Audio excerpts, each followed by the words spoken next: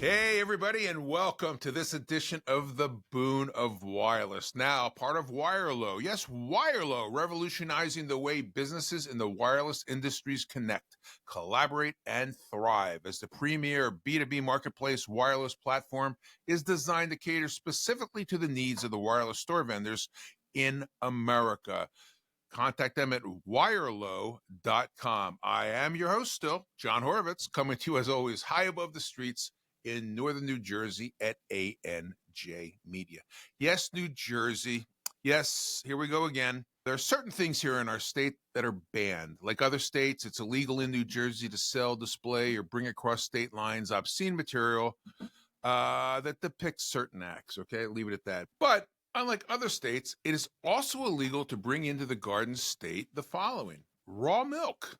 Unless the milk and fluid milk products used in the manufacturing of such food products are pasteurized, you can't do this. But wait, this doesn't apply to cheese. If the cheese has been kept at a maximum of 30 days at a temperature not to exceed 36 degrees after its manufacturing date. Who has time to write these laws? Okay, furthermore, you can't bring a bobcat in. Any tomato or pepper plants found to be diseased, insect infested, or considered of substandard quality will be declared a nuisance by the New Jersey State Board of Agriculture and banned from entry into the Garden State. Wow, have any of these watchdog groups ever eaten here in New Jersey? I'm not sure. And although New Jersey law allows citizens to bear arms, there are certain weapons and devices that the state does not recognize as legal. Breakable devices containing flammable liquid, such as Molotov cocktails, are illegal and banned from being brought into New Jersey. Andrew, behind the glass, it is always good to see you. It's always good to be seen, John. Everybody's wearing sweaters today. A little cold here in the Garden State. It is. It is, but it is December. Hey, let me ask you a question. When you use Molotov cocktails, do you bring them in from out of state illegally, or do you build them here locally? I get them from New York. Oh, there you go. There you go, in New York. All right, Andrew, always kidding, of course, about explosive devices. All right, let's get to work. My guest today is Jeff Moore, making a return appearance on the Boon of Wireless podcast. He's the principal of Wave7 Research. Jeff has had 30 years of telecom experience in the industry and worked for Sprint for 13 years. He has managed Wave7 Research since founding it in 2015. He also writes a monthly column for RCR Wireless and is the conference director for one of my favorite shows, or probably my favorite show, the All Wireless and Prepaid Expo in Las Vegas. During 2006 to 2014, Jeff was the leading official for gathering competitive intelligence for Sprint about wireless competitors and was the chairman of the Sprint Competitive Intelligence Roundtable. Prior to Sprint, Jeff worked as a telecom analyst for the Current Analysis and Strategist Group. Jeff holds, this always impresses me, an MBA from Cornell University and is based in the Kansas City area. Please join me in welcoming back to the broadcast, Jeff Moore. Jeff, it is great to see you. Thank you, John, for having me on. It's been about 9 months. I think you blessed us with your presence back in April of this year, so it's really good. I know there's a lot of updates that have happened, and let's just jump into those. We're going to take some time today to talk about well, first of all, let's talk about what you do and your company does so we can have these types of discussions and we can have the kind of data that people need to make decisions. Tell us a little bit about Wave7 Research and how you operate. Wave7 Research is a provider of syndicated competitive intelligence for the wireless industry. So that includes obviously prepaid wireless, postpaid wireless, smartphones, and fixed wireless, which is fixed wireless broadband. And the way to get in touch with us is either via our website, wave7research.com, or I can be reached on Twitter via @Wave7Jeff. Let's just start with one of the fastest growing MVNOs, Total Wireless, that is part of Verizon's prepaid group, and their store expansion. Let's see what's going on there. They started the year almost 12 months ago with 1,000 stores, dealer stores. What's going on now? They started the year with more than 1,000 stores, and they recently said that they had about 1,900 stores. And they have guidance out there that they provided at the All Wireless and Prepaid Expo that there would be more than 2,000 stores in place by the end of this year. I've heard it said that they're adding 3 stores a day. And Wow. we track and monitor this online, and we're definitely seeing the stores open everywhere around the United States. So I think that they're definitely tracking to hit that 2,000 number. These are all dealer-owned stores, correct? These are primarily dealer-owned stores, yes. But they don't have any of their own. Verizon does not have any total stores that they own directly, do they? I wouldn't say that it's zero, but in general, these are dealer-owned stores, yes. Okay. All right. Verizon has been in the news. One of the things that was not a good story, but they laid off 13,000 people in the last few weeks. Does that impact, if you're aware of any of the Total by Verizon stores or any of their other prepaid brands?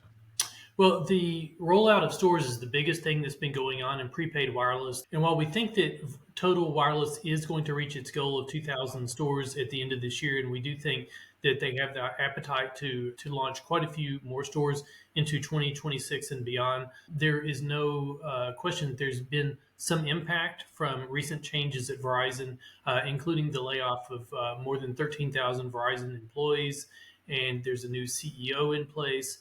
And so, will there be some impact to the rollout? There's nothing specific that we've heard, but just thinking about it analytically, I would think that there's going to be an impact to the appetite that Verizon has to roll out Total Wireless stores. So, yes, we think there'll be more growth in 2026, but probably not as robust as was once planned. I had David Kim, who pretty much runs the operation there with the focus on the total stores. And he indicated, I think it was 5,000. I have to go back and check, but that seems to be a number that sticks in my head, maybe more. So that's an aggressive build for the next couple of years. So we wish them, as everybody in the industry, we wish them the best of luck and continue to provide value and increased competition, etc. Speaking of competition, what is going on with our friends at Boost? I think we all remember how great that brand was back in the early 2000s with the hip hop and the skateboards and the surfboards. And, obviously they had to be assigned to Dish when T-Mobile bought Sprint. But ever since then, people have talked about this. People have written about it. The brand has been kind of lost. What is going on, Jeff, with Boost Mobile? I think it's the circle of life. Boost has gone from it's always been a edgy prepaid brand that appeals well to urban consumers, and I think that it's gone around and it's going to be that again. There was an effort to build a network that obviously failed. It's gone. They've used 4 different networks over the last 4 years. I think they finally settled on one, and that's AT&T. But they continue to have more than 3,000 stores. They continue to provide a lot of value for the dollar, and so I think they've sort of gotten back to being who they are. Well, that 3,000 is a lot lower than it was when they went over to Dish. But I have a lot of friends over there. I spent some time at Boost, and again, you never want to see a brand suffer. So hopefully they can get their act together. But going into some of the national retailers, you and I talked about this, you don't see Boost in Best Buy or Target anymore. That's true. There were some changes national retail in October. So there was a refresh at both Best Buy and Target. And at Best Buy, the basic changes were that Boost exited the retailer and Visible suddenly gained a place on the main prepaid display. So, and then the change at Target was that Boost and AT&T prepaid were both pulled from Target, and now the 2 prepaid brands that you see at all Targets are Total Wireless and TracFone. So they also, in my view, have they exited Boost the postpaid market? I mean, they did a big launch and a lot of noise with Boost Infinite, and today I could probably find Jimmy Hoffa better than I could find Boost Infinite somewhere. What happened there? I'm highly skeptical about Boost's postpaid efforts. They have done a few things like the Boost Infinite effort. They've launched Google Pixel sales, for example. There's the $25 forever plan that they've been marketing. But on the whole, I'm really skeptical that Boost is going to be able to move away from its DNA, which is being an edgy value brand in urban America. I see little chance that Boost can stand toe-to-toe with AT&T, Verizon, and T-Mobile in the postpaid market. What about the prepaid market? Is Boost going to survive the changes that's being forced on them? I think they will be able to survive. They have a good deal with AT&T for use of the network. They have an edgy brand. They have an educated sales force and motivated sales force, and they're continuing to compete. As a matter of fact, they've been putting up some positive ad numbers for wireless. So I think that there's definitely hope there. Let's talk about, today, it's 2 weeks till Christmas Day. You mentioned to me when we chatted last week that you felt this holiday season was quieter than it's been. Now, I don't know if you were talking about ad spend. I don't know if you're talking about traffic in the dealer and big box stores or the company-owned stores. What's your take on the wireless shopping for this holiday season? We're not really seeing much in the way of eye-popping offers, and advertising has been softer than usual. We're seeing some of the usual things, like there's a display at a lot of Walmarts for Galaxy A26 and an iPhone 16e discount at Walmart, but we're really not seeing the usual level of energy and discounting that we see for the holidays. And Cricket was very late to launch their holiday ads. That just happened in the last several days. The discount on the iPhone, $199, I understand it is. That's a dramatic drop for an iPhone that I've seen. 4 months after the launch, 3 months after the launch of the iPhone 17. Are you seeing the $199 everywhere, or just at Walmart? The $199 is the straight talk offer at Walmart. And we are seeing a lot of discounting. I'd say that that for iPhones, the iPhone 16e has moved into the pole position as the go-to iPhone for discounting in the prepaid space. We briefly touched about national retail and the changes at Best Buy and Target. You mentioned that Boost is out and visible in. What about Mobile X? Are they in Walmart, Target? Where are they now? Yeah, we are seeing Mobile X at Walmart, and Walmart continues to be the main national retailer for prepaid sales, far and away. They have their energetic personnel generally working for either OSL or premium at Walmart, and there's a wide variety of brands there, and one of them certainly is Mobile X, and we are going to see Mobile X continuing to compete there. We haven't seen much change at the Walmart channel.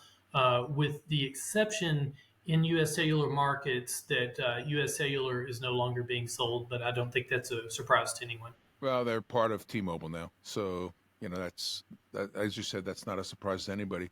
But what I'm seeing through some of the limited ads that to your point, I agree with you wholeheartedly. I'm not seeing the breadth of advertising except for online, but I'm not seeing the commercials, the billboards. But I am seeing everybody $25 unlimited. BYO, bring your own device. It seems that a lot of the prepaid carriers have settled in on this $25. Now you've got, of course, Mint 15 first 3 months, then it goes to 25, and there's other people out there that are playing, at the bottom of the price scale. But is that what you're seeing as well? 25 is the new normal now for an intro price plan? Yeah, it's kind of interesting that $25 per month for unlimited service with BYO, that has become the norm really across the industry. So all the top prepaid carriers are pushing it now, and honestly, they're pushing it pretty hard in terms of marketing and sales efforts and the store signage and advertising and all the rest. So that's definitely settled in as the marketing price point. The comment there is that from their perspective, this enables them to avoid subsidized devices. So you don't. Yep. They don't have to give away a free device to a switcher or for a new line or anything. Just you bring your own device and they put you on the network. And our friends here in New York, US Mobile continues to put customers on in record numbers. Obviously, they don't share what they're doing, but they just announced something with a big podcast they did internally. I think it was pay in advance for $167, unlimited talk, text, and data. I wasn't sure when they would slow you down, if they slowed you down. That's about $13 a month. Are you seeing that in any of the dealers really starting to cause any increased activity or any concern about the other prepaid providers that say, "Holy moly, how are they doing this?" No, we're really not seeing any brands that are new or different popping up in the multi-carrier independent prepaid dealer channel. The only brand that has really been making significant noise is MobileX. MobileX was just for background, we survey 30 different multi-carrier independent prepaid dealers per quarter, and we ask them what brands do they sell and what brands are selling the best. And MobileX went from being mentioned by 2 of 30 dealers in the second quarter to being mentioned by 9 of 30 dealers in the third quarter. So they won our quarterly Wave7 Momentum Award because they've gained a great deal of distribution. But as far as the other MVNOs, we're not really. You mentioned New York Mobile, we're not seeing them pop up. Trump Mobile was announced. Smartless Mobile has been announced, and I'm sure we could talk about a dozen others, but we're not seeing them pop up in that channel.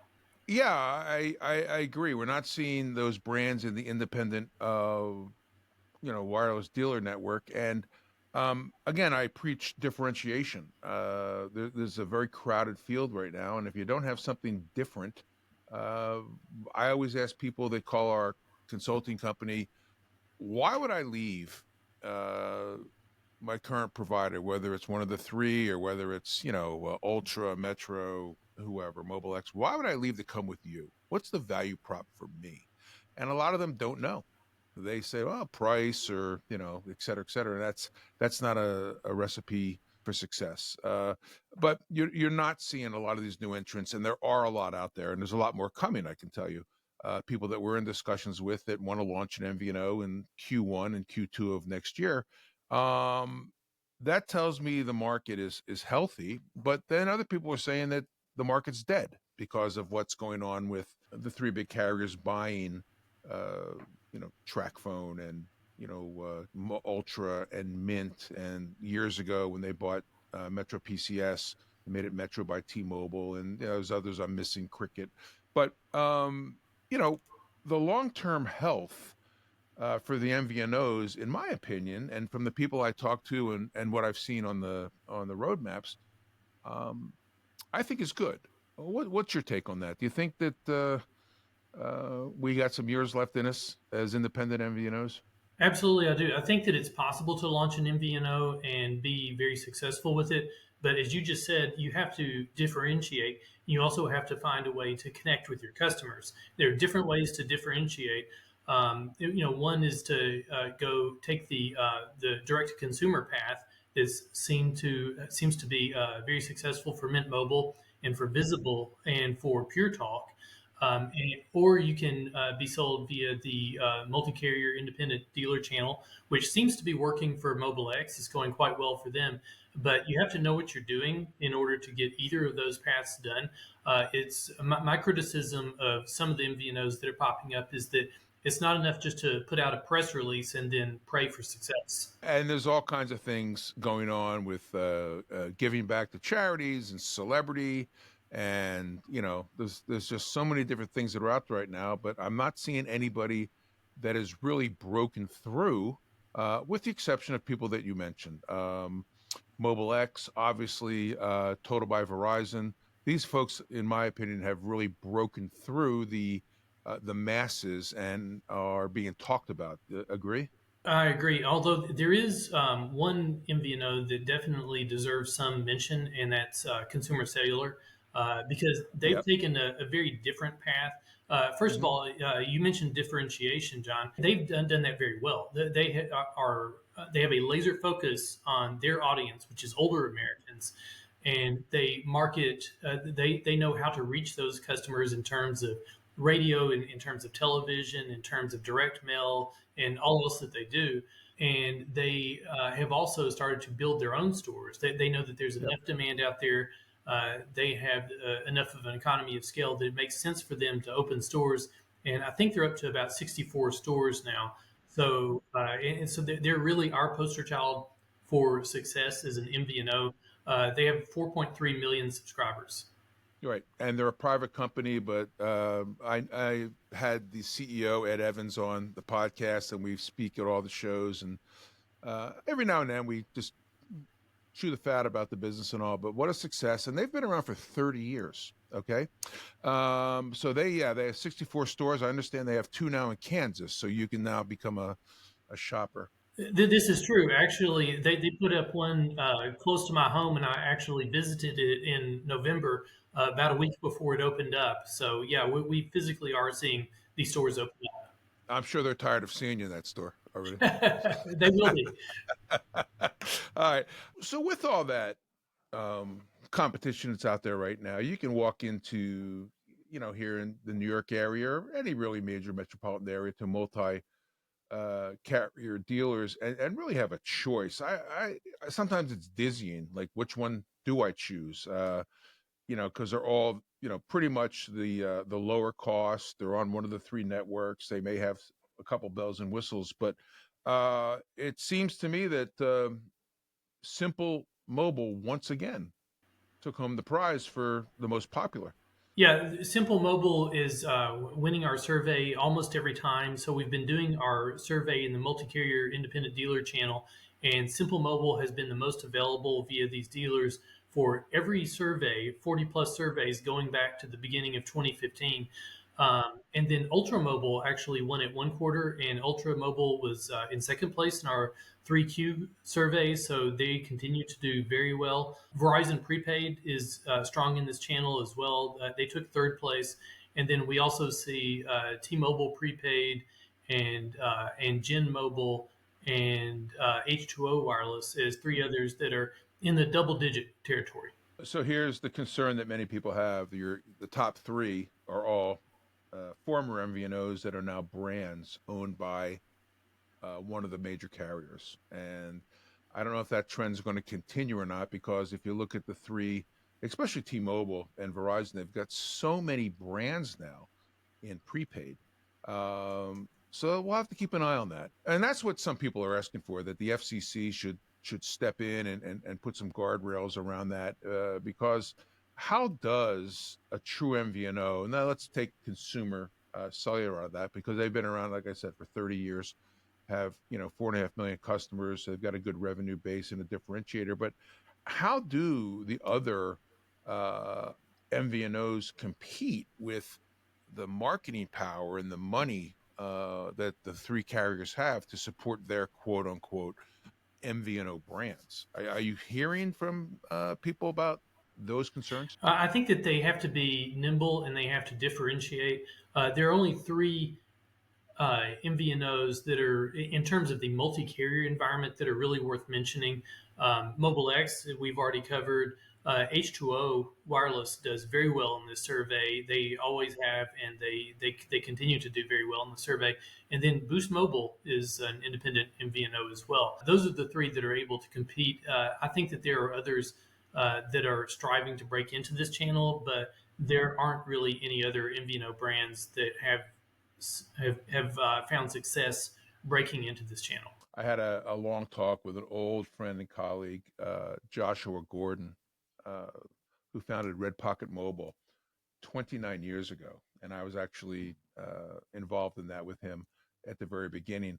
But there's a good example of a strong MVNO that changed their their approach to the market a couple times, and they're still standing after 29 years. And they don't have millions of subscribers. They've got a very, very strong subscriber base, a very loyal subscriber base. And I think, what they do, I think, needs to be brought out as well. You don't see them in a lot of your retail stores, though, do you? No, we don't really see Red Pocket very often in stores. I think it's primarily sold online. One other independent MVNO that's worth mentioning as well is Leica Mobile. Leica Mobile is Sure, always absolutely. mentioned Yeah. by a certain number of dealers that we talk to. Let's switch gears and talk about, I think, your favorite subject, obviously one of mine, and that's the All Wireless and Prepaid Expo that our friend Robin Tobias runs every August in the beautiful Las Vegas. I give Las Vegas a hard time about the weather in August when we go out there. But what a show, what they've done. I think they just had their 18th event this August? Yeah, that's right. That was the 18th edition of the All Wireless and Prepaid Expo, and it's been getting bigger and better every year. We smashed all previous records this past year with about 4,900 attendees, and we're feeling very good about the expo. It's just more people, and it's really the best networking opportunity, not only in prepaid wireless but in wireless in general. I think in the United States. So we just anyone who really wants to do first class networking and build their business, look forward to welcoming them to the 19th edition of the All Wireless and Prepaid Expo coming up at Caesar's Palace this coming August. 19th and 20th. Absolutely. Correct? And you're the conference director. I know it's 10 months away, or 9 months away, but can you share anything that may be different this year, or some big things, or you're still in the planning stages? Sure, we'll have a lot of top executives speaking, and absolutely we'll have a great floor with probably more than 150 vendors. But I think a lot of people are going to be attending who, instead of flying 5 different places, are going to fly just to Las Vegas so that they can have meetings with everybody they need to meet for the year. Jeff Moore, Wave7 Research. If I want to get in touch with you, how can I get access to the reports that you put out and the data and subscribe to Wave7 Research? Yeah, it's very easy. Log on to wave7research.com. I can be reached via email at jeffmoore@wave7research.com, or you can connect with me on Twitter at Wave7Jeff, and LinkedIn works as well.